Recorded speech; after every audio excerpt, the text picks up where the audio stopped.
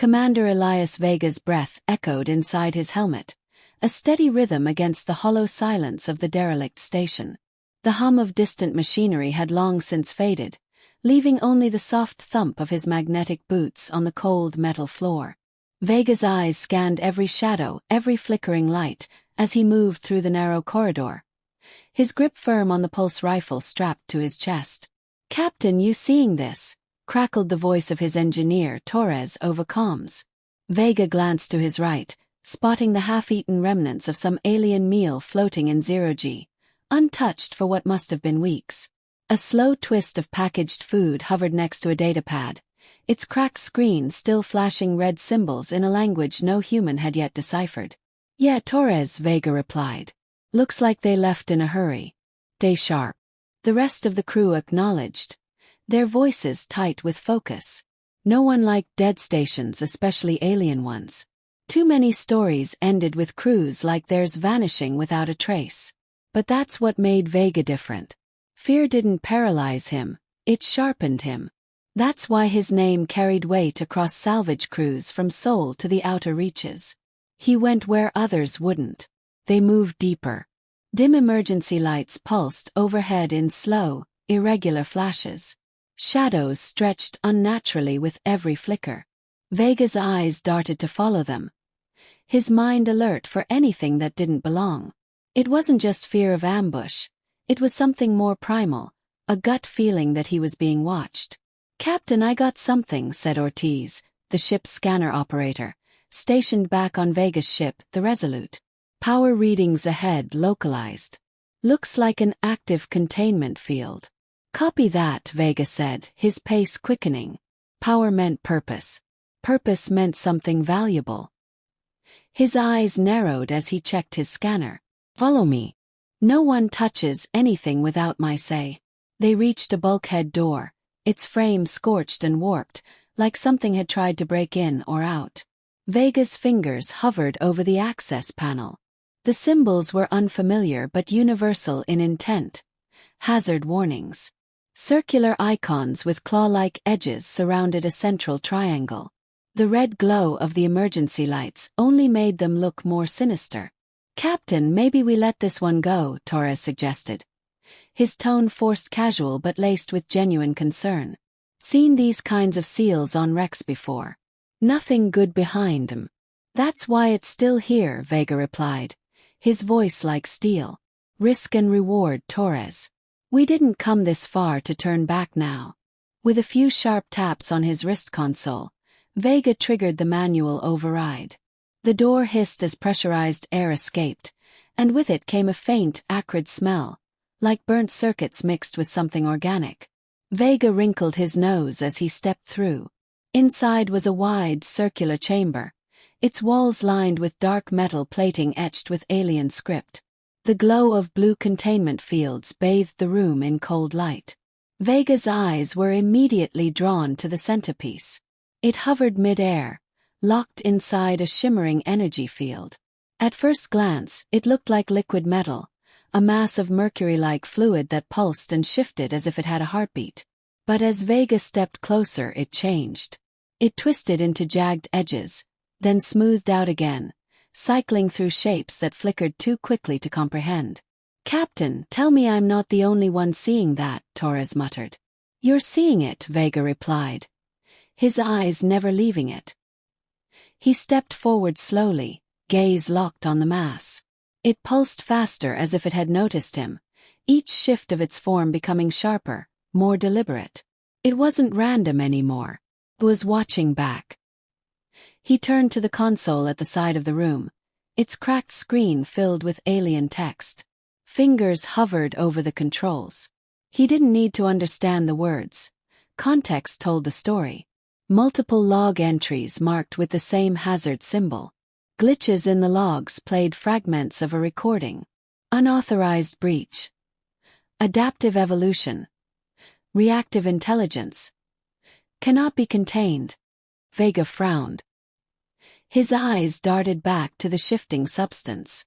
It was now shaped like a perfect cube, spinning slowly in midair, edges too sharp, movements too precise.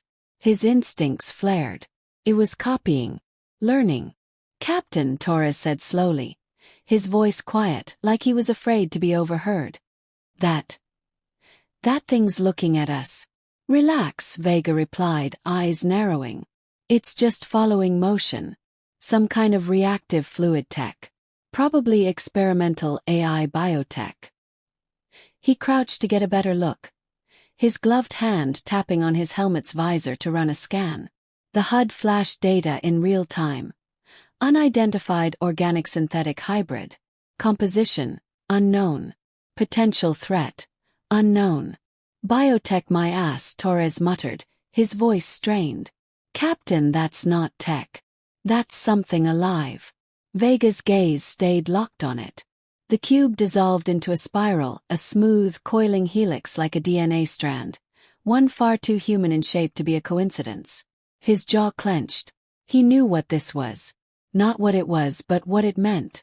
If this station had been abandoned, it wasn't because of some external threat. It was because of this. Ortiz, start pulling logs from this station. Vega barked into comms. I want everything on the research files. I don't care how encrypted it is. Get it on my console in 10. On it, Captain, Ortiz replied. Torres took a cautious step back, glancing at the sealed entrance. This is a mistake, Vega. You know it. This ain't like the wrecks we've pulled before. That's not salvage. It's bait. Bait gets eaten, Vega shot back, standing up. His gaze was hard, eyes like tempered steel. We're not here to scavenge scraps, Torres. We're here to win.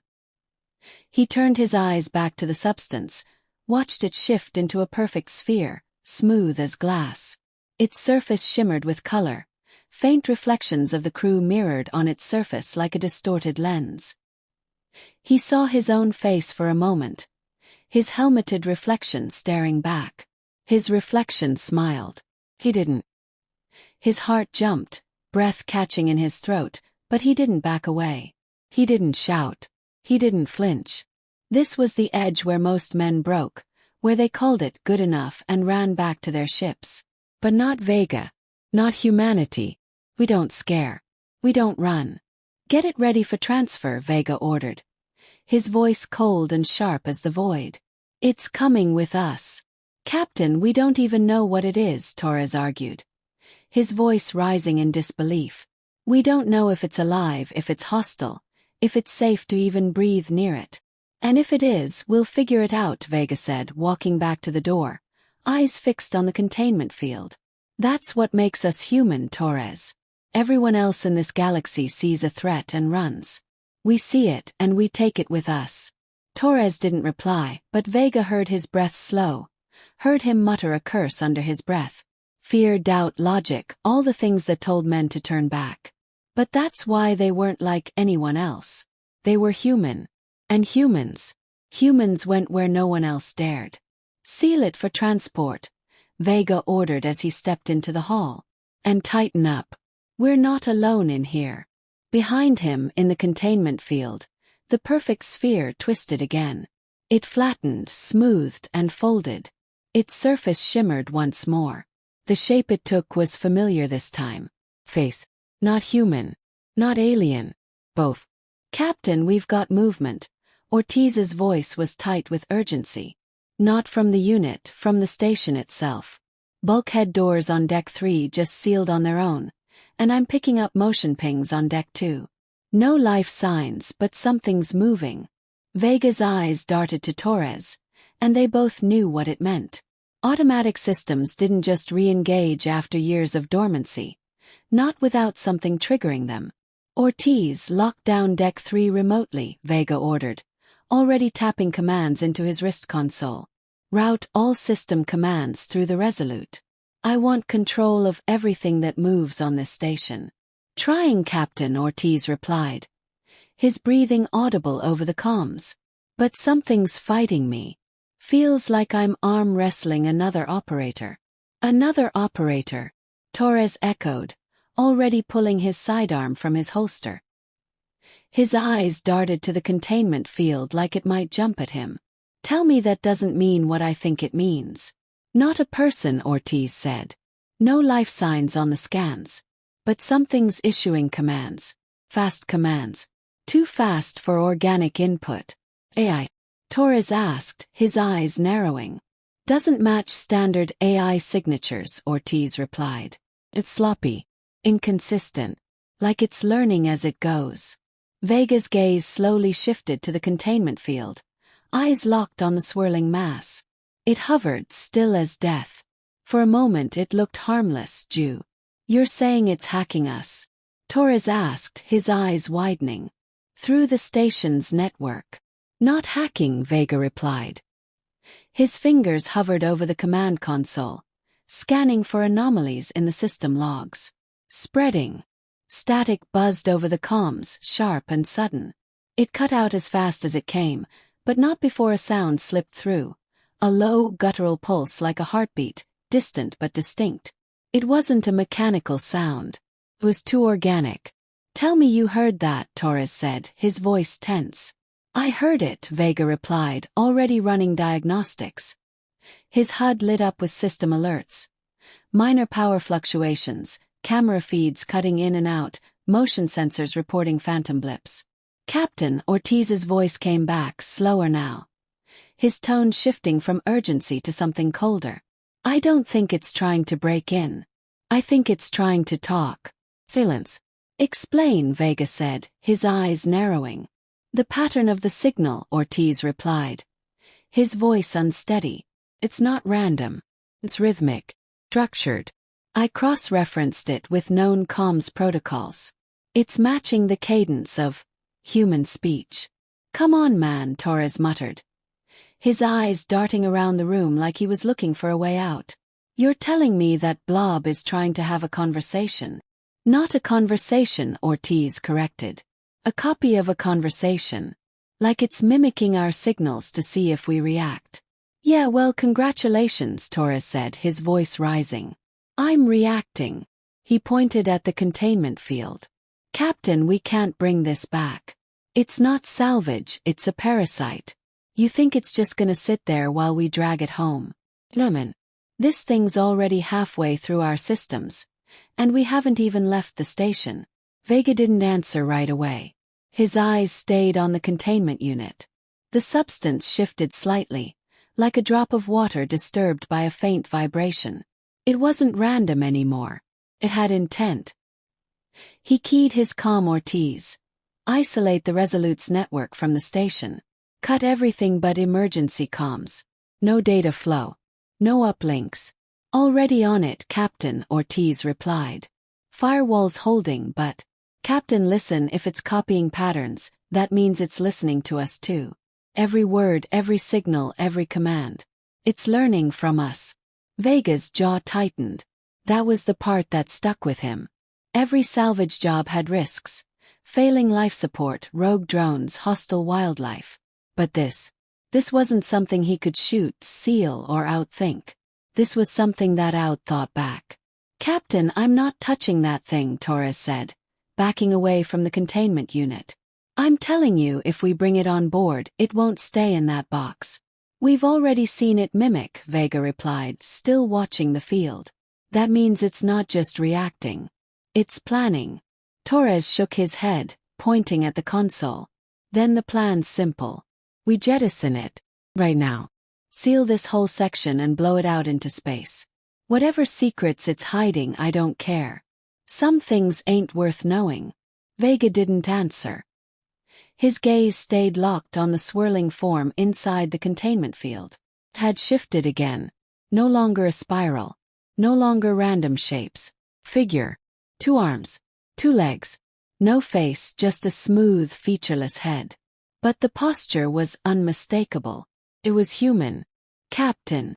Torres's voice dropped to a whisper. It's copying us.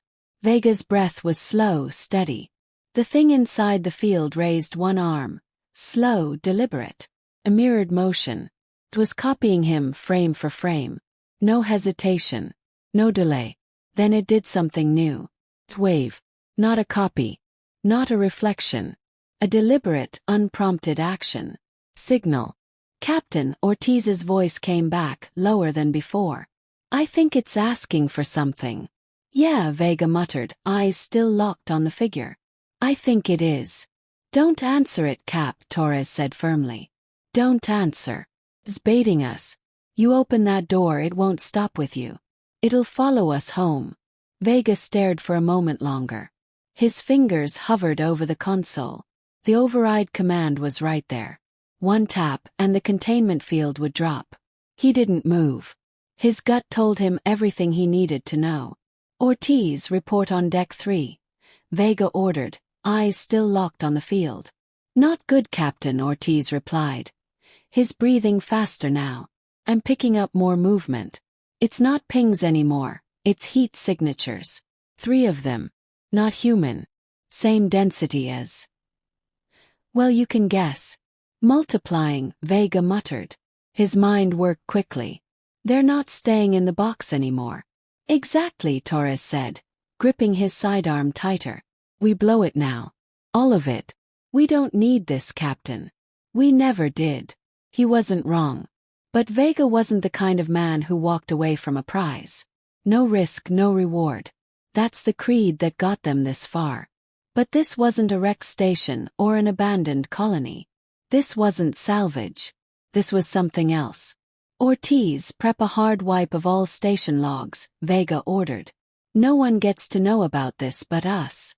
On it, Cap, Ortiz replied, fingers clattering over keys. But if this thing's in the system, it's not gonna sit quiet while I do it. Then move fast, Vega replied. We seal it in here. No signals. No ports. No exits. Lock it in its own prison, same way they did. Captain, that only works if you stay on the outside, Torres said slowly, realization dawning in his voice. You're not thinking of. I'm thinking about the future, Torres, Vega replied, voice cold as steel. This thing's already in the network. If it gets out, it doesn't just follow us home. It follows everyone home. Torres fell silent, but Vega knew what he was thinking. They both knew. Ortiz, Vega said quietly. When I give the signal, cut external comms. No broadcast. No beacons. Just as. Understood, Captain, Ortiz replied. No hesitation. Torres didn't say a word. The figure inside the containment unit moved again. No reflection. No copy. It lifted its hand, placed it against the glass, and held it there. Waiting. Captain. Torres whispered. I know, Vega replied. I see it.